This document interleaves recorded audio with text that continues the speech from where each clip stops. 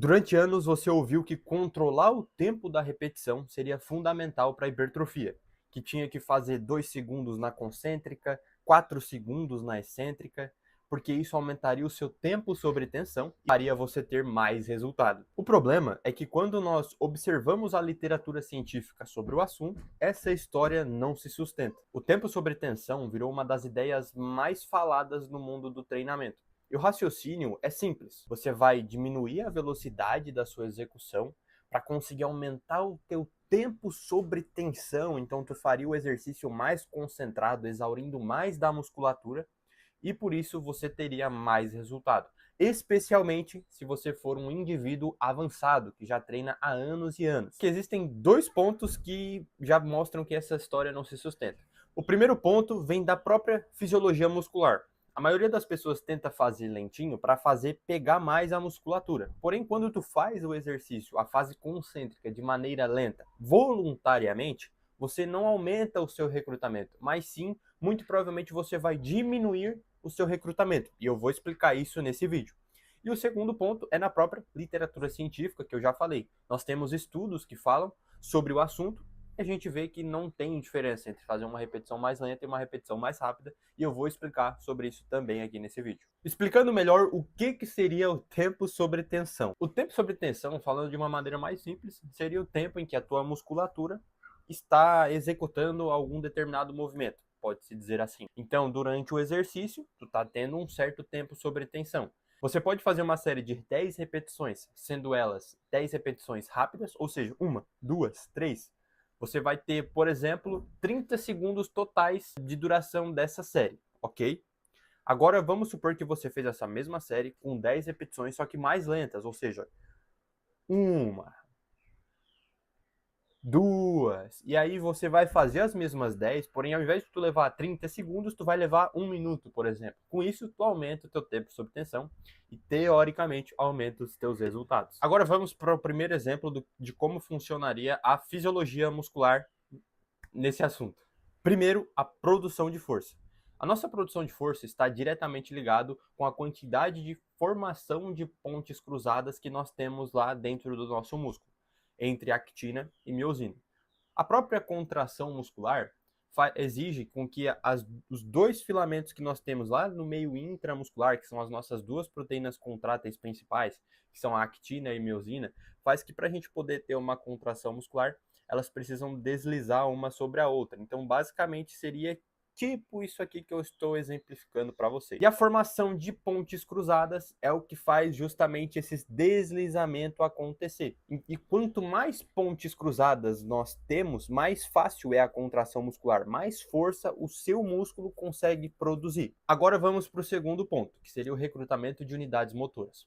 O seu corpo, ele só vai recrutar as fibras de mais alto limiar se ele for exigido para isso, ou seja, se ele tiver que de fato produzir muita força ou produzir muita potência, porque nós temos dois principais tipos de fibra: fibra do tipo 1, baixo limiar, fibras do tipo 2, alto limiar. Normalmente as fibras do tipo 1 é a que a gente usa no dia a dia, que são fibras de contração mais lenta, fibras que têm maior resistência e não têm um grande potencial para hipertrofia. Agora as fibras de alto limiar são aquelas que a gente busca estimular no treinamento, que são elas que realmente têm um potencial de crescimento maior. Só que para a gente poder estimular elas, nós temos que produzir muita força. Nós temos que exigir essa alta produção de força do nosso músculo, porque aí sim ele vai alavancar o recrutamento motor para essas fibras de alto limiar. Agora, quando você tenta fazer lentinho de propósito um determinado exercício, você muito provavelmente tem uma demanda de força menor, porque você está conseguindo controlar a repetição. Ou seja, tu não está tendo que produzir muita força. Não é como se tu estivesse lá se matando, fazendo o máximo de força possível. Então, como a demanda de força é menor, o seu limiar de recrutamento motor tende a ser menor também, para aquelas fibras do tipo 1. Porque só com aquelas fibras é como se já bastasse para fazer aquele determinado tipo de movimento. E quando você faz isso, você só vai conseguir de fato levar esse estímulo para as fibras de alto limiar se você tiver proximidade com a falha. E você vai fazendo o exercício, essas fibras do tipo 1 vão se fadigando naturalmente e o seu recrutamento motor vai aumentando. Então você vai se aproximando da falha e vai chegando naquelas fibras de alto limiar. Então, se tu faz lentinho, no início o teu recrutamento motor ele é muito menor e tu só vai conseguir fazer pegar mais mesmo se tu tiver proximidade com a falha, o que no final das contas seria a mesma coisa. Agora vamos ao que nós temos na literatura científica. Nós temos este estudo aqui, que comparou diversos outros estudos sobre o assunto, ou seja, foi uma revisão sistemática com meta-análise, e ele buscou comparar diferentes durações de repetição no treinamento resistido e os efeitos para a hipertrofia.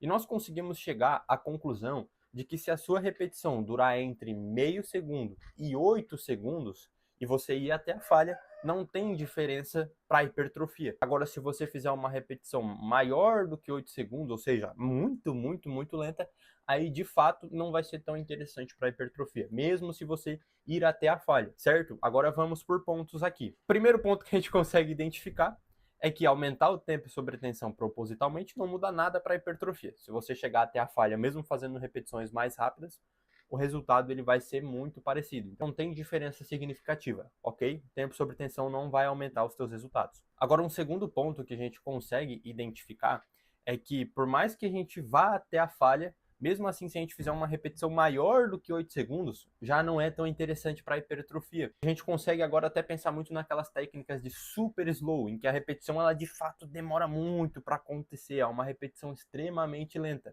Ela não vai ser interessante para a hipertrofia. Isso porque até tem dentro desse estudo que eles avaliaram também alguns grupos que tiveram uma perda de velocidade durante a execução e a proximidade com a falha. E eles notaram que a maioria das pessoas que faziam uma repetição mais lenta de propósito, ou seja, uma repetição muito lenta mesmo, elas acabavam tendo uma dificuldade de chegar até a falha ou de estipular repetições em reserva. Por quê? Porque quando você aumenta esse seu tempo sobre contração muscular, agora não estou falando só de tempo sobre tensão, mas o tempo que você está sustentando uma contração muscular, você tende a aumentar muito a sua fadiga periférica. Ou seja, se você fica muito tempo focando em contrair devagarinho, descer devagarinho, mas algo muito lento mesmo, você acaba não conseguindo ter uma boa percepção de esforço. Por quê? Você vai ter muito acúmulo de metabólitos na sua musculatura. Então, por exemplo, os acúmulos dos íons de hidrogênio dentro do seu músculo vai deixar o meio intramuscular mais ácido, então as suas células musculares não vão funcionar muito bem. Também vai ter muita liberação de íons de cálcio e vai fazer com que a actina e miosina percam um pouco de sensibilidade do cálcio, porque o cálcio precisa existir, precisa chegar lá nos filamentos para ter a contração muscular. E quando tem muita liberação, elas acabam perdendo essa sensibilidade, podemos dizer assim. Então você tem mais dificuldade para fazer a contração muscular. Também tem um acúmulo de outros íons e essa fadiga periférica acaba sendo direcionada para o teu sistema nervoso central, o que faz com que você tenha uma percepção de esforço muito alta. E aí, às vezes, tu acha que já falhou ou acha que não conseguia mais fazer o exercício, porque tem todos esses motivos que eu te falei e ainda outros, e aí você acaba parando ou falhando, mas você não chegou numa falha real. Você acabou parando o exercício pelo próprio desconforto mesmo de fazer essa repetição. Então, entende por que fazer repetições muito lentas pode não ser interessante para a hipertrofia? A gente consegue ver isso nesses estudos e traçando essas vias que eu te falei, a gente consegue ver que não é interessante. Dito tudo isso, se a gente fizer uma repetição de meio segundo até 8 segundos e ter proximidade com a falha, os resultados são muito parecidos. Então, tu até pode fazer um pouco mais lento, o que eu também não recomendo. Certo, já entendi tudo que tu me falou. E agora, como que eu devo fazer as minhas repetições? Eu faria dessa maneira. Quando eu vou treinar, eu gosto muito de pegar o máximo de carga possível. Então, eu trabalho com uma faixa de repetições mais baixa e também sempre tento fazer as minhas contrações concêntricas de maneira mais rápida possível, para que eu tenha uma máxima produção de força. Ok? Isso é uma preferência minha. Então, eu sempre gosto de explodir o máximo possível a concêntrica e segurar um pouco mais a fase excêntrica. Por que eu seguro então a fase excêntrica? Só para eu ter uma padronização no meu movimento. Ou seja, se eu pegar e fazer uma contração rápida, por mais que eu estou fazendo um máximo de velocidade possível aqui na minha concêntrica, eu estou com uma carga muito elevada, normalmente, para 6 repetições, 7 repetições. Então, a minha repetição, ela de fato não vai sair assim. Não, ela vai sair assim, fazendo o máximo de força possível. Agora, a fase excêntrica, a gente de fato é mais forte do que a concêntrica, isso porque a gente tem a produção de força passiva, e em outro vídeo eu posso explicar isso para vocês. Então, como a gente é mais forte, eu tendo a controlar a fase excêntrica, isso serve para padronizar o meu movimento. Ou seja, se eu faço 10 repetições nessa semana, na semana que vem eu vou tentar fazer 11, por exemplo. Eu preciso ter essas 11 repetições igual, mais igual possível do que essas 10 aqui, entende? Porque se eu fizer diferente, eu não vou ter um parâmetro para comparar se eu estou progredindo ou não. Então eu gosto de explodir a concêntrica e segurar a excêntrica só para padronizar o movimento. E segurar também não é segurar tanto assim, certo? É, por exemplo, 1, 2 segundos a concêntrica, vai depender muito da carga que tu está utilizando, e aí 2 a 3 segundos a excêntrica. Não precisa segurar 10 segundos essa fase excêntrica, não. É só segurar um pouquinho para controlar o movimento, para você não despencar com tudo. Porque se você fica despencando e fazendo a concêntrica, não que isso vai te trazer uma lesão necessariamente, vai prejudicar os teus resultados, mas você perde muito aquela padronização que eu falei anteriormente. Então nós podemos chegar à conclusão de que para você ter um bom estímulo de treinamento, você não precisa necessariamente aumentar o tempo sob tensão, porque ele é inútil para hipertrofia.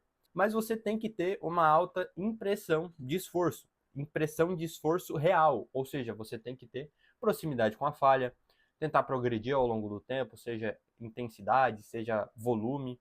Então você tem que tentar ter essa progressão e de fato ter esses altos níveis de esforço e não ficar fazendo lentinho de propósito, que isso só vai prejudicar a tua percepção e vai fazer você achar que chegou na falha, mas no final você não chegou e você só está perdendo tempo na academia, ok? E se você gosta desses conteúdos do mundo do treinamento e também do mundo da nutrição, já clica aqui, se inscreve aqui no canal para ficar por dentro dos próximos vídeos.